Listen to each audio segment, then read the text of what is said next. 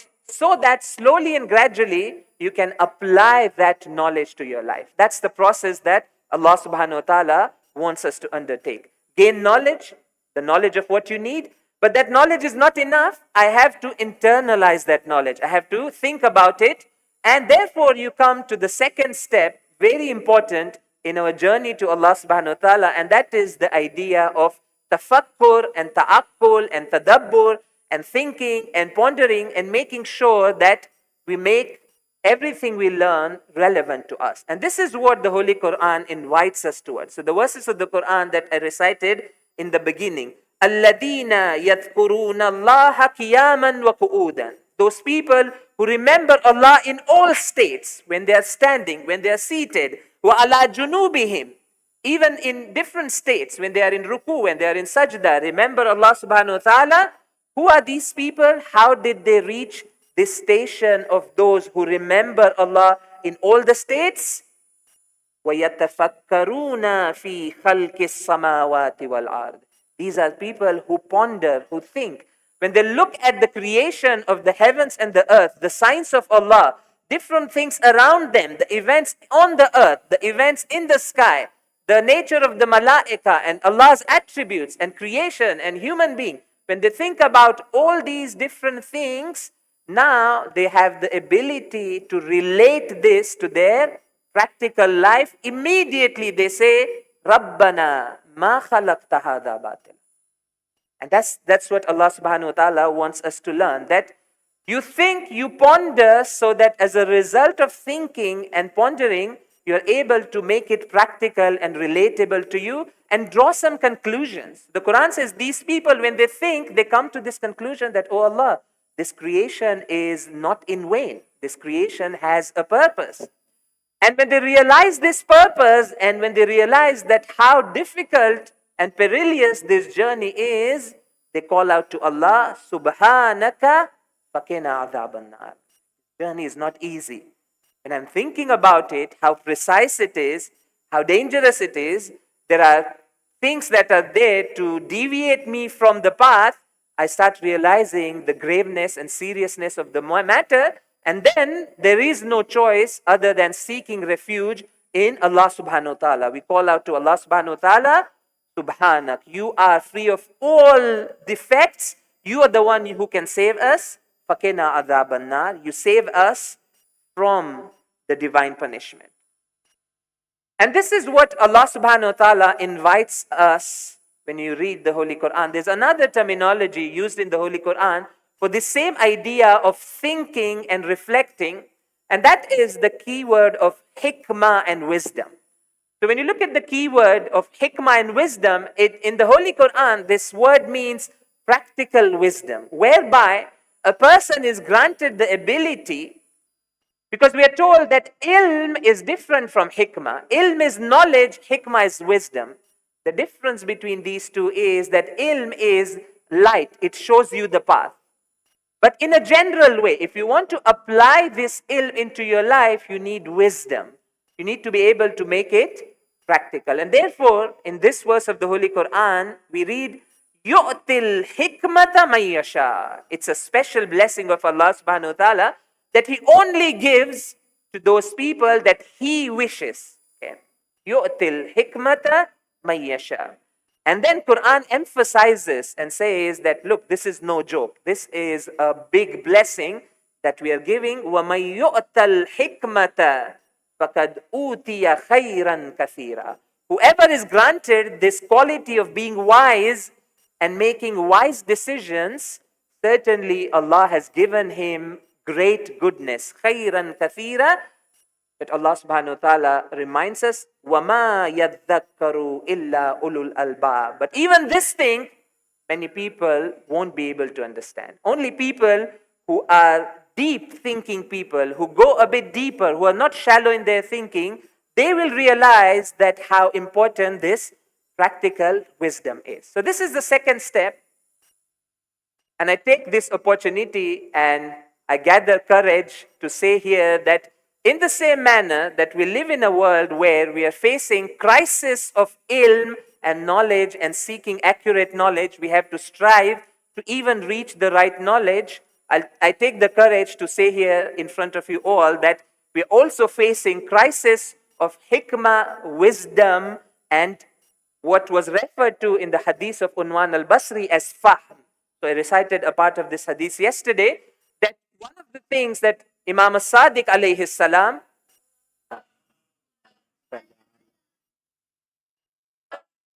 so one of the things that Imam tells Unwan al-Basri is, istafhimillah, seek Allah to give you fahm and understanding and wisdom, and then, inshallah, yufahimak, Allah will grant you that understanding.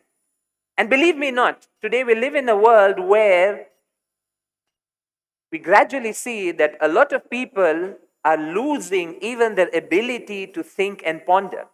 Their lives have become so busy. Okay? We are chasing things one after another in a way that we don't have time to pause and reflect about a lot of these things. And this shows itself in so many different ways. There are ways in which you can clearly see that people are not stopping and thinking and pondering and making decisions. So I'll give you a few examples. For example, you see people sometimes making very impulsive decisions. You tell them, Baba, wait a bit, think about it, take your time, take a day, tell me the answer 24 hours. No, people are in so much hurry. There's a complex problem, there's a complex situation that needs to be thought about very carefully, but you ask him, Su karsu ama to akari na ko. He said, okay, Baba, if you do it like this, what happens to that? There are so many things to consider. He said, time nathi apna paase, meeting no time pati jai. Happens, right? Those people who are in the meeting, they say, okay, we have limited time, so we hurry into decisions, impulsive decision making. We want quick decisions. Another sign of lack of wisdom and weakness of having this quality of tafakkur is that we see that people don't consult the relevant people. At times, there are things I really don't know. But I'm in so much hurry, I want to decide everything myself. While Islam tells us that no, if you want to be wise, go and consult some people. Go and seek advice. There are people who have a lot more experience. They're experts in that field. But what happens is that people are looking for quick solutions. At times, it's a phone call away. It's an important decision. You know this person can help you. Just give him a call and say that I want to seek your advice. This is so important that our seventh Imam, Imam al-Kazim alayhi salam,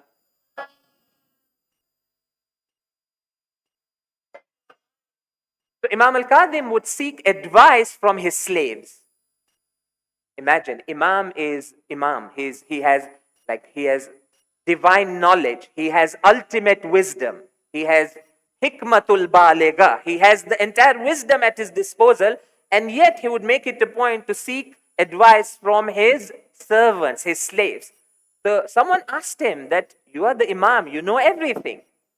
So Imam gave a very beautiful reply. Imam said that sometimes Allah decides to share his wisdom and he can put wisdom in somebody's mouth. It's not necessary that I can figure out all aspects of what's the right thing to do. Maybe I ask someone and he says something that sparks something. I say, oh, I didn't think about this. That was very wise of you to say that. Then there's so many other ways you see this lack of deep understanding is, especially when it comes to understanding of Islam. Okay. And sometimes you see that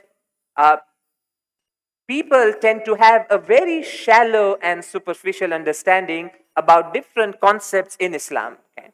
For example, you ask someone, what is shafa'ah? They'll think it's shifa. Okay. Whilst these are completely two different things. There is shafa'ah and there is shifa. Shifa is cure, shafa'at is intercession. They're completely two different things. At times people even confuse the words because that understanding is not there, that we have to make distinctions between these concepts. And again, one of the underlying problem goes back to this, and I'll take this opportunity to say this here, that after madrasa, we have no mechanism to increase our knowledge, no stable, solid mechanism to increase our knowledge and continue our journey of learning and pondering and thinking and finding those things which are relevant for us. And that naturally means that there will be doubts. One of the reasons that we see the doubts in our community about different things, of course, one reason is there are people and places that are creating doubts. But if we were solid enough in our aqidah, in our beliefs, these doubts have always been there historically. Sometimes you see that because our foundation is not strong, we haven't continued our learning and the process of thinking and understanding. And you see that even simplest of things, people start getting confused. Oh, what does this mean? So if someone is asked about ilmul ghaib of the imams, people start getting confused. Did they have or not? But had we studied them, it was very simple. Yes, the imams have ilmul ghaib. How do we know? We have many ahadith that say, Innal imam idha sha'a alima. This is how they have ilmul ghaib. It doesn't mean they have ilmul ghaib exactly like Allah subhanahu wa ta'ala. They have ilmul ghaib in a way that if they want to access ilmul ghaib, they are given permission by Allah subhanahu wa ta'ala to access it. And so many different topics. If that pondering and thinking and going deeper into different aspects of Islam would not be there, our community would become a breeding ground for a lot of doubts.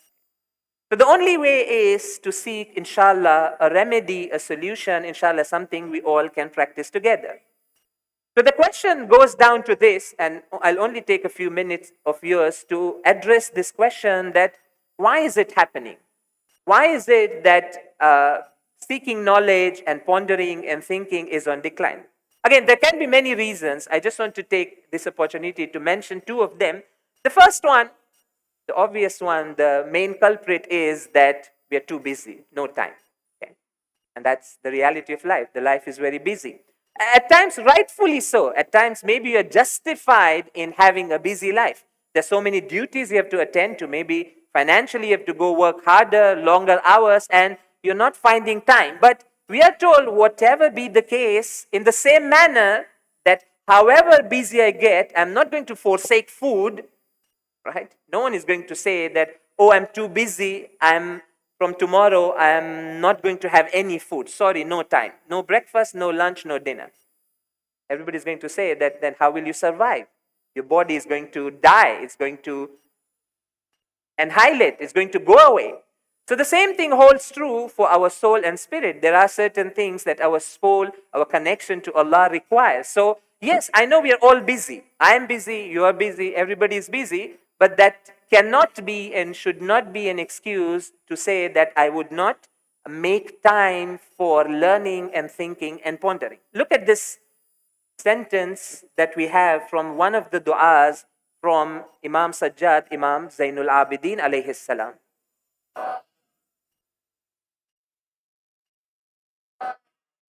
So this is an part from Dua Makarimul Akhlaq. So one of the du'as that Imam makes, and of course, this dua is filled with this sentence. Like before Imam begins the next section, this is how it begins. Allahumma salli ala Muhammad wa ali. Please recite a salawat ala Muhammad.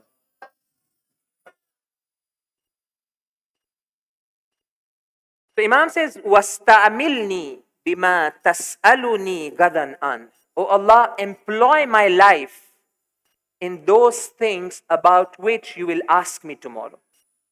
وَاسْتَفْرِغْ أَيَّامِي فِي مَا خَلَقْتَنِي لَهُ.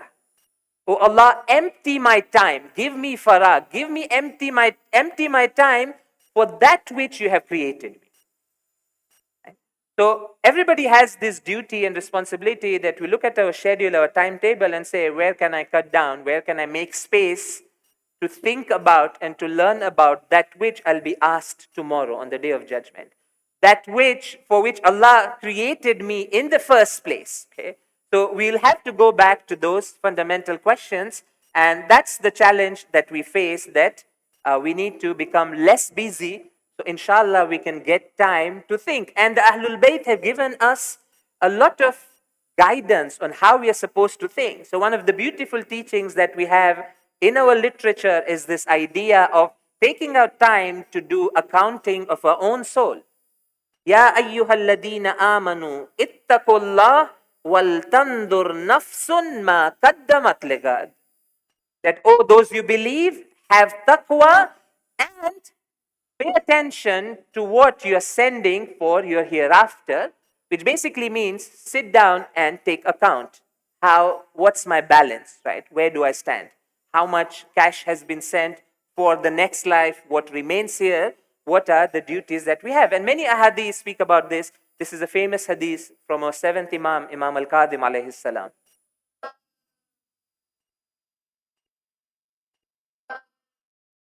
He says, لَيْسَ مِنَّا مَنْ لَمْ يُحَاسِبْ نَفْسَهُ كُلَّ يَوْمٍ. It's a very strong hadith.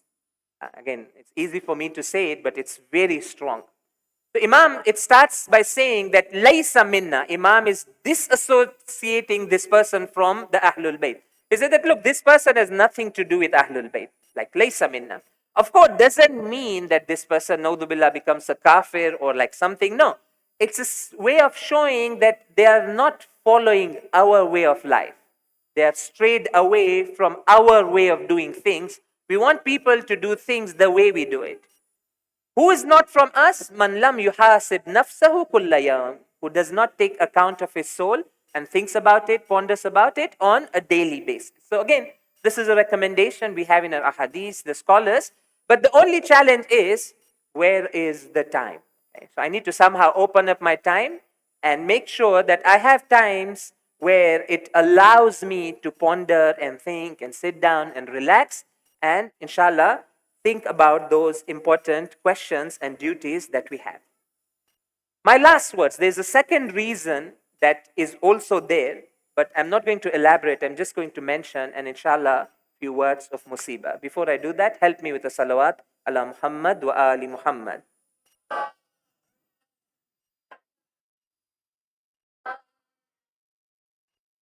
There is another reason mentioned in our riwayat and ahadith which weakens intellect. Okay? So there are many hadiths that speak about intellect, and this reason has been mentioned to weaken intellect. The hadith says, حُبُّ الدُّنْيَا يُفْسِدُ الْعَقْلِ وَيُسِمُّ الْقَلْبِ عَنْ سَمَاءِ الْحِكْمَةِ. So all these keywords that I discussed today, they're all there in this hadith. It says that love of the world, of course, love of the world in this context means the love of the haram world. Love of that world which takes you away from Allah. Love of the world which is excessive and that's haram, it corrupts the intellect. Yufsidul aql, and it stops the heart from even listening to wisdom. So wisdom can be mentioned to me, but if my heart, if a person's heart has that hubbud dunya, that wrong kind of attachment to the dunya, this person is as if he hasn't listened to this words of wisdom. It has no impact. It just doesn't go in.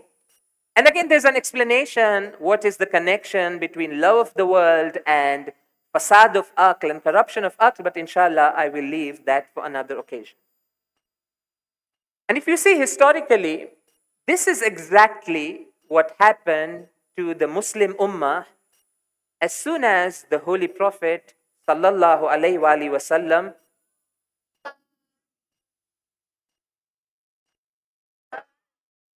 So this is exactly what happened when the Holy Prophet left this world.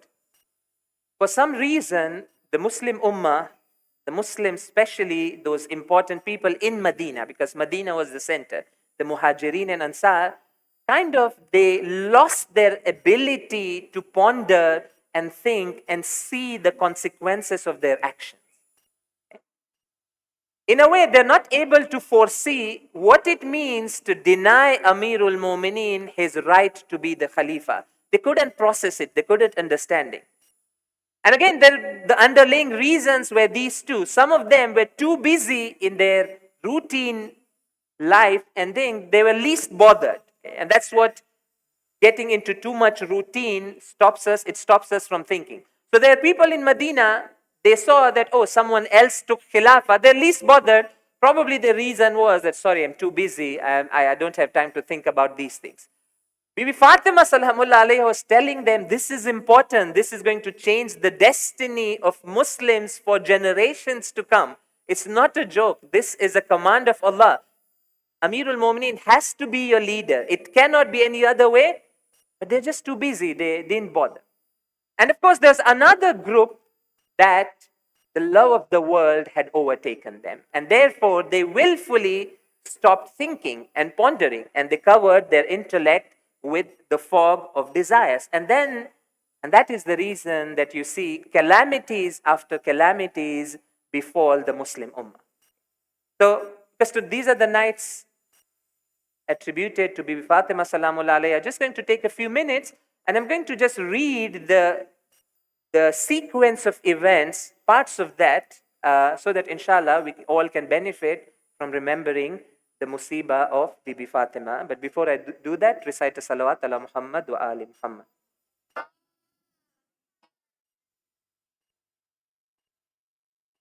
So we all know soon after the Holy Prophet left this world, as the Ahlul Bayt were busy making preparations for the burial of the Holy Prophet, a group of people, they gathered in Saqifa. There was a place in Medina called Saqifa Bani Sa'ada. They gathered there, a group from Muhajirin and Ansar, and they started discussing and arguing and quarreling about the affair of Khilafah, what would happen. Again, a long story. And again, this has been mentioned in the sources of Ahlus Sunnah with some detail, in our sources with a bit more detail. And a lot of things happened, and the quarrel was so intense that one person from the Ansar actually gets killed in this process. Sa'd ibn Utbah is killed in that quarrel for seeking power. And eventually, the group who are the Muhajirin, who came from Makkah, they became dominant and they elect the first Khalifa as the Khalifa. And this is still Amirul Mu'mineen and the Ahlul Bayt are busy making preparations for the burial. So one of the accounts says that one person came running and rushing to Amirul Mu'mineen to inform him of what has happened. So he comes and he relates to him what's just happened in Saqifa and how the Ansar were subdued and Muhajirin won and they've already elected the Khalifa. They did not consult you. And Amirul Mu'mineen had a spade in his hand and he was digging the grave of the Holy Prophet. Imagine the huzn of Amirul Mu'mineen. He's just lost the Holy Prophet and he's just engrossed in making sure that the burial takes place. This man comes and he breaks the news for him. And this is interesting. As soon as Amirul Mu'mineen hears this news, he drops the spade and recites this verse of the Holy Quran. That gives us insight of what was going on. He says, أَحَسِبَ النَّاسُ أَن يُتْرَكُوا أَن يَقُولُوا آمَنَّا وَهُمْ لَا يُفْتَنُونَ. Do people think that they will claim to be believers and Allah will not test them? This is a test for the Ummah. Allah, after the Holy Prophet, is testing the Ummah.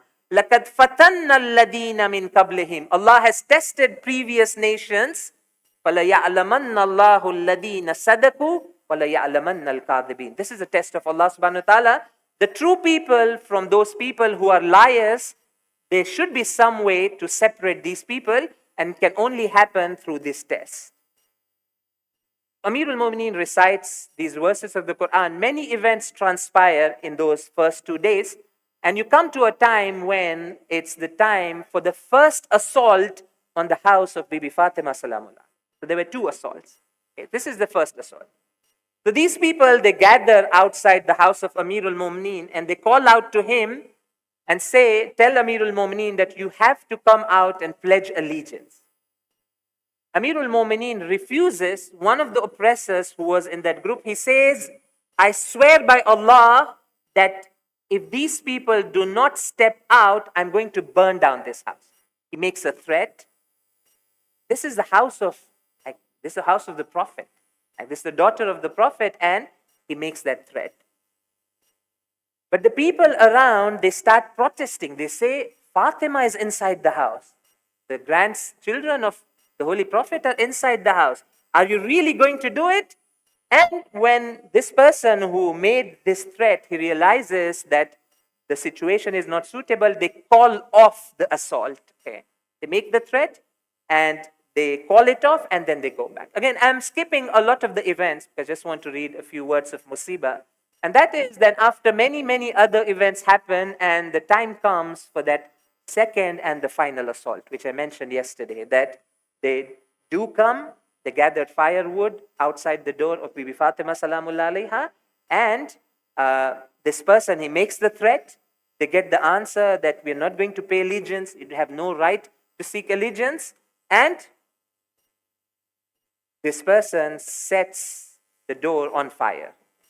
This is the door that Holy Prophet used to come and give his salams for a consecutive period. Sometimes it said for 40 days he came at the door of Bibi Fatimah and he would say, Assalamu alaikum ya ahla baytin nubuwa wa ma'adin risala. Telling everyone that, look, this is no ordinary door.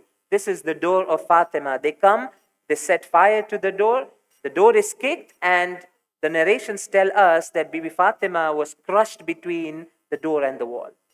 And this is the time, this was that attack. Roughly it's said that it was around maybe 5 or 7 days after the Saqifa and these events happened. And after this, she was injured. Okay. So we have a hadith that tell us her ribs were broken because of this assault. She miscarried, Mohsin, and all this musibah and the difficulties, they befall her. And then for the rest of the time, now Bibi Fatima Salamullah alayha, she started protesting what the Muslim Ummah had just done. It's very painful. Like, she would take hands of Imam Hassan, Imam Hussein, their young kids. She would go to the grave of the Holy Prophet and she would sit there and recite Marthia. She would speak to the Holy Prophet, giving message to Muslims that wake up. This is not how the Ahlul Bayt of the Prophet are supposed to be treated. And there's all descriptions of what she would go and she would say. She would say, again, this is mentioned in the books of history. She would go to the grave and say, oh, my father, my sorrow every day is a new sorrow. And my heart has turned restless and my grief increases day by day. And again, she wasn't grieved for her personal reasons. She was grieving for this fact that the Ummah has gone astray. They have gone away from the path that the Holy Prophet had told them. And then those moments come. So she continues to struggle and go and speak to people and inform them. But a time comes that the narrations tell us that nahila jismuha, she becomes very weak. All the flesh in her body starts melting. And then I'm just going to read a few words of musibah. A time comes when Bibi Fatima, just few days before she passes away, she calls Amirul Mu'mineen and she starts doing wasiyah. I'm just going to read a few lines from that wasiyah. So one of the nights, she calls Amirul Mu'mineen by her side. She's very ill. She's bedridden. She's on her bed. And she says, Ya Abul Hassan, O Abul Hassan. Right? She calls Amirul Mu'mineen by her kunya, by that name. And says, Lam yabka li illa ramakun min al-hayat. Very little time of my life has been left. Wahana zamanur rahili wal wida. The time has come where now I wish to bid farewell to you. Fastami' kalami. So listen to my wasiyah and pay attention to my wasiyah. Fa innaka la tasma ba'da dhalika sawta Fatima. After that, you would not hear Fatima speaking. Fatima is going to leave. Usika ya Abul Hasan an la tansani wa tazuruni ba'da mamati. Bibi Fatima is telling Amirul Mu'mineen that my wasiyah to you is that do not forget me after I leave. And do not forget to visit my grave and come to me. And then these are the painful words. She starts doing wasiyah. She says, Ida ana mittu fatawalla anta ghusli. And he says that when I pass away, you take charge of my ghusl. Kassilni laylan wa kaffinni laylan wa daffinni laylan. But make sure that you give me ghusl at night, give me kafan at night, and make sure that you give and you bury my body at night. And then she gives other wasiyah, and one of the wasiyahs that she makes is that after me, my children, my Hassan and Hussein, my Zainab, my Kulsum will become orphans. Make sure that they're treated with justice and they're not oppressed. سَيَعْلَمُ الَّذِينَ ظَلَمُوا أَيَّمُنْ قَلَبٍ يَنْقَلِبُونَ إِلَيْهِ راجعون.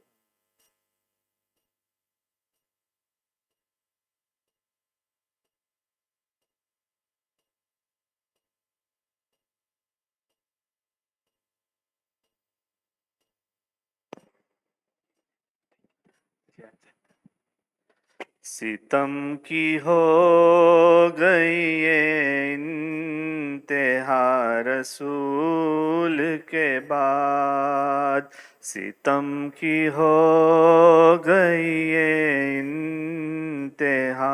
رسول کے بعد چلی ہے مانگن حق فاطمہ رسول کے بعد ستم کی ہو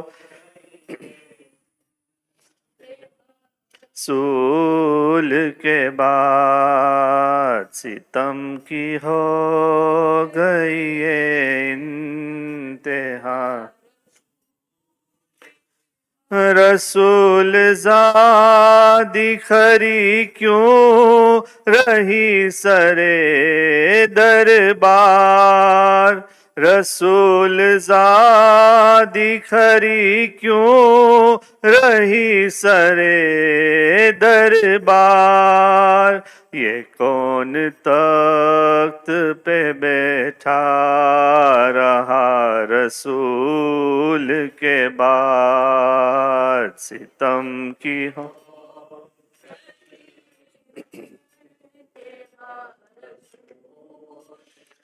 وہ جا کے شہر کے باہر پیدر کو روتی رہی وہ جا کے شہر کے باہر پیدر کو روتی رہی کسی نے گھر میں نہ رونے دیا رسول کے بعد ستم کی ہو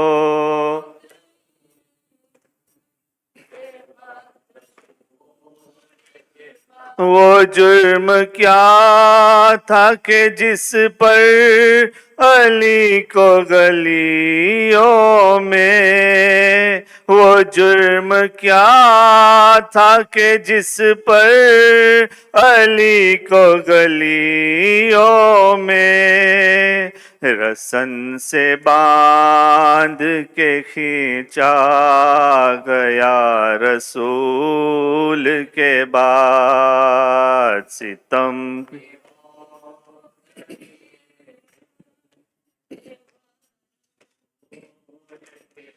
شکستہ ہو گیا کیسے بطول کا پہلو شکستہ ہو گیا کیسے بطول کا پہلو بتاؤ ظلم یہ کس نے کیا رسول کے بعد ستم کی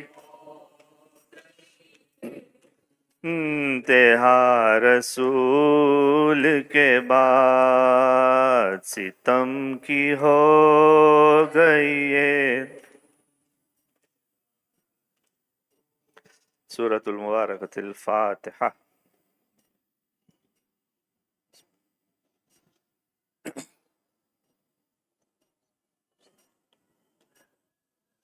السلام علیکم یا رسول اللہ السلام علیکم یا امیر المؤمنین السلام علیکم یا فاطمۃ الزہراء سیدتی نساء العالمین السلام علیکم یا حسن المجتبی السلام علیکم یا ابا عبداللہ الحسین وعلی الارواح التي حلت بفنائک علیک منی سلام اللہ ابدا ما بقیت وبقی اللیل والنہار ولا جعلہ اللہ آخر العہد منی لزیارتکم السلام علی الحسین وعلی علی ابن الحسین وعلی اولاد الحسین وعلی اصحاب الحسین وعلى 9 المعصومين من ذريتي علي بن الحسين ومحمد بن علي وجعفر بن محمد وموسى بن جعفر وعلي بن موسى ومحمد بن علي وعلي بن محمد والحسن بن علي السلام علیکم یا صاحب الزمان الامان الامان الامان السلام علیکم یا خلیفۃ الرحمن السلام علیکم یا شریک القرآن السلام علیکم یا کعبۃ الایمان السلام علیکم یا امامنا و امام الانس والجان عجل اللہ فرجک وسہل اللہ مخرجک وظہورک ورحمۃ اللہ وبرکاتہ